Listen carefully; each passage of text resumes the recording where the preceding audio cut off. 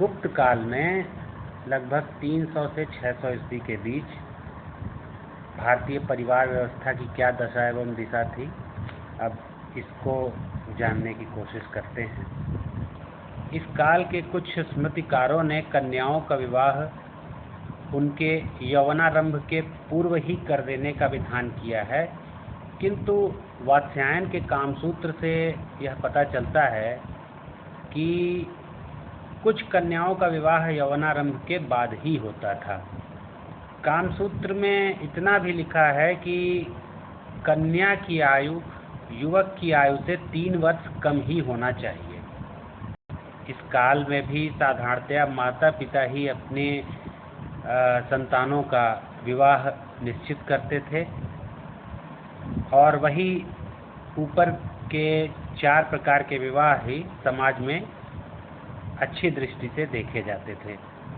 यद्यपि कुछ युवक और युवतियां अपना जीवन साथी स्वयं चुनते थे अथवा प्रेम विवाह करते थे, साथ ही साथ जो नीचे के 4 प्रकार के विवाह थे उनका भी समाज में पर्याप्त प्रचलन दिखाई देता है। इस काल में गंधर्व विवाह बहुधा होते थे और अधिकतर कन्याओं का विवाह यौवनारंभ के पूर्व ही कर दिया जाता था। अब कन्याओं का विवाह कम अवस्था में हो जाने से उनकी शिक्षा दीक्षा बाधित होती थी और फिर भी जो उच्च वर्ण की स्त्रियां थीं उन्हें कामसूत्र के विवरण के अनुसार 64 प्रकार की शिक्षाएं दी जाती थी।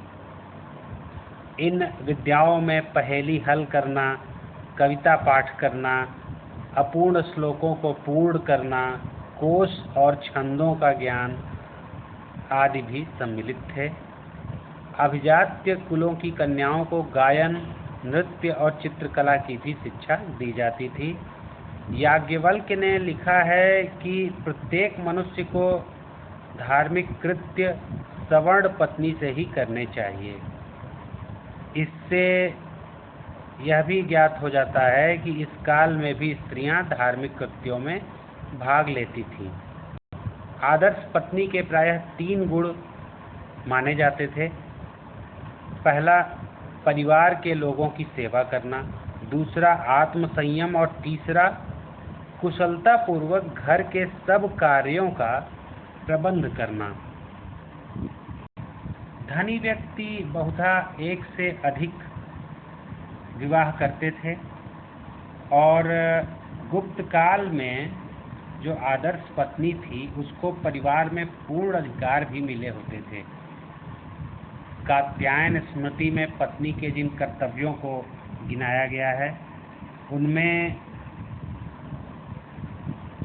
तथा कामसूत्र में वर्णित पत्नी के गुणों में बहुत अधिक समानता दिखाई देती है। अभिज्ञान शाकुंतलम में भी इसी से मिलते जुलते विवरण मिल जाते हैं।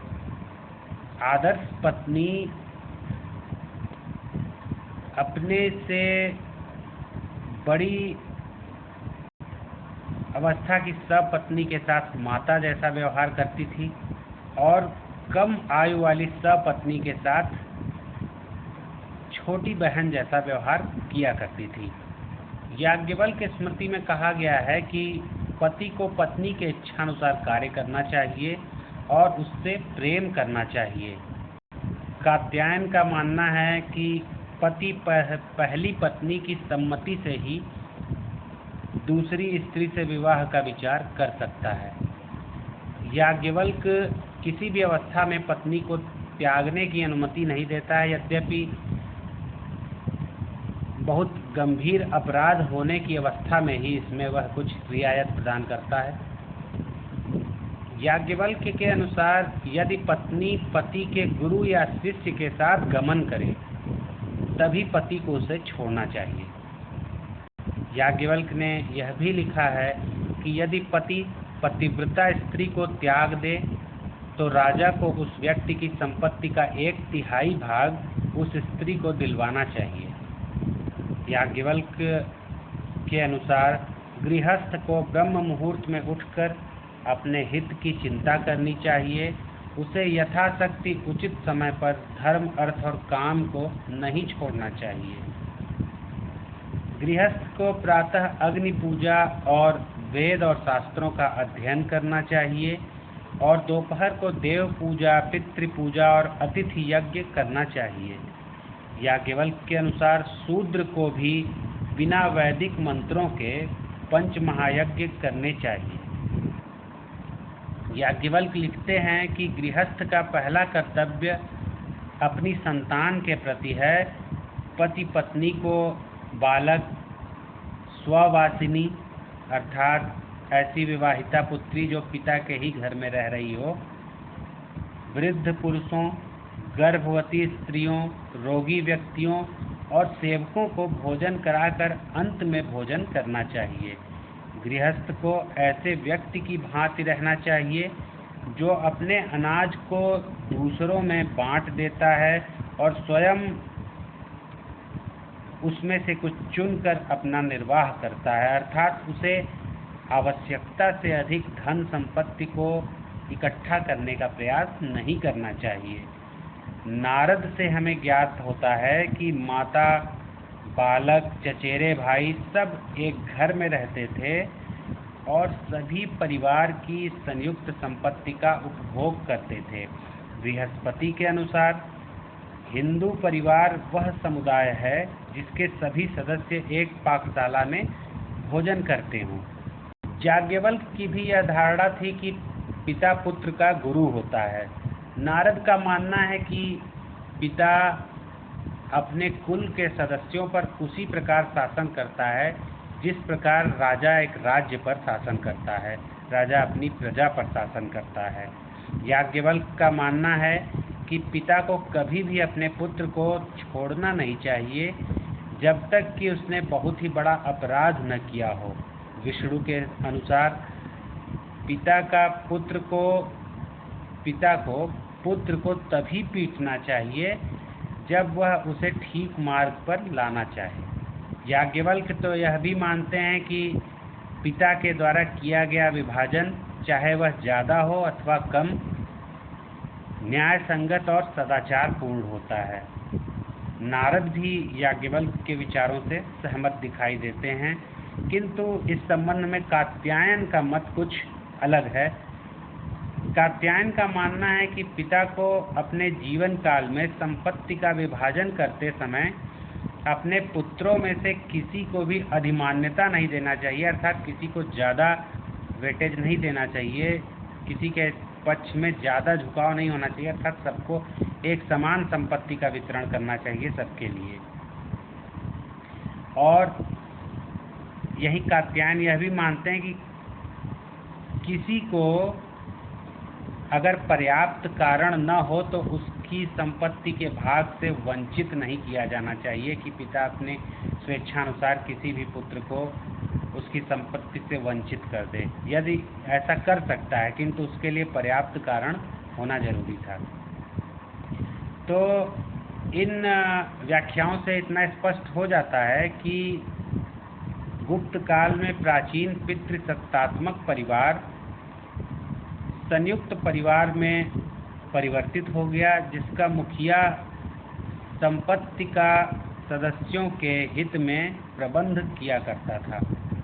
ऐसा लगता है कि संयुक्त परिवार का व्यक्तिगत परिवारों में विघटन होता चला जा रहा था और प्राचीन पितृसत्तात्मक परंपरा का उपयोग संयुक्त परिवार को सुदृढ़ रखने में किया जा रहा था। मनु का मानना है कि मनुष्य जो कुछ बिना पैतृक संपत्ति का उपयोग किए अपने परिश्रम से ही प्राप्त करता है, वह उसके परिश्रम का ही फल होता है। इस प्रकार देखा जाए तो एक और व्यक्तिगत संपत्ति का क्षेत्र धीरे धीरे विस्तृत किया गया और दूसरी ओर इस बात की ओर भी ध्यान दिया गया कि पारिवारिक संपत्ति का बड़ा भाग व्यक्तिगत संपत्ति में न चला जाए। धर्म सूत्रों में मधुपर्क की भेंट तथा अभिवादन करने का माता के भाई तथा माता के पिता दोनों के लिए आदेश दिया गया है। धर्मसूत्रों, मनुस्मृति, महाकाव्यों में पुत्रियों के साथ धार्मिक कृत्यों में बहुत ही निकट संबंध गिना गया है। पितृसत्तात्मक परंपरा और हिंदू परिवार का संयुक्त ढांचा होने पर भी माता का भाई और माता का पिता भावनाओं और कार्यों में निकट संबंधियों की ही भांति समझे जाते थे। इसलिए माता के परिवार की 3 पीढ़ियों से वैवाहिक संबंध न स्थापित करने का नियम बनाया गया था।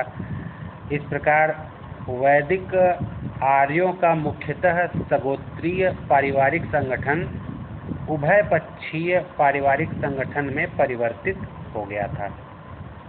इस प्रकार हम पाते हैं कि गुप्त काल में भी संयुक्त परिवार प्रथा का वही उद्देश्य था जो उससे पहले था।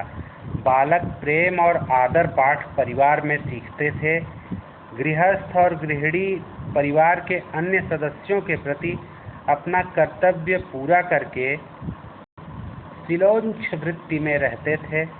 इतना ही नहीं, गृहस्थ के रूप में 5 महायज्ञों को संपादित करके जो 5 प्रकार के ऋण थे उनसे उऋण होने का भी वे प्रयत्न करते थे। इस प्रकार गृहस्थ के रूप में वे धर्म, अर्थ और काम तीनों पुरुषार्थों की प्राप्ति करके वानप्रस्थ और संन्यास में जीवन के अंतिम लक्ष्य मोक्ष की तैयारी करते थे।